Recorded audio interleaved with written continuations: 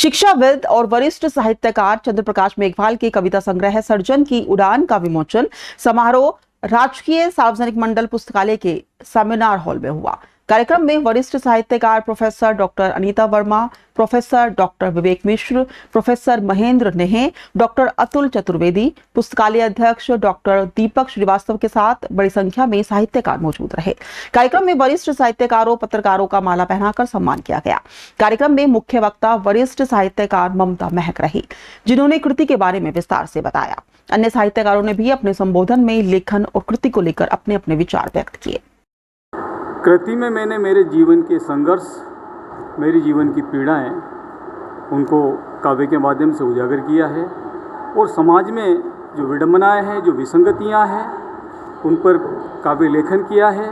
और मैंने उसमें कविता में लिखा है कि किसी की ज़िंदगी संवारना क्या कविता से कम है, क्योंकि कविता में भी संघर्ष होता है, पीड़ा होती है, गतिरोध होते हैं। ये मैंने प्रयत्न किया।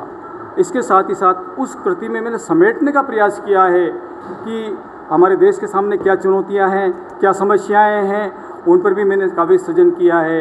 इसके साथ ही पर्यावरण चेतना पर मेरी कविताएं हैं, नारी स्त्री विमर्श पर कविताएं हैं। स्त्री, भारतीय समाज में स्त्री के साथ क्या अन्याय होता है, गाँव की स्त्रियाँ किस प्रकार पीड़ा भोगती है, उसका काव्य के माध्यम से चित्रण किया है।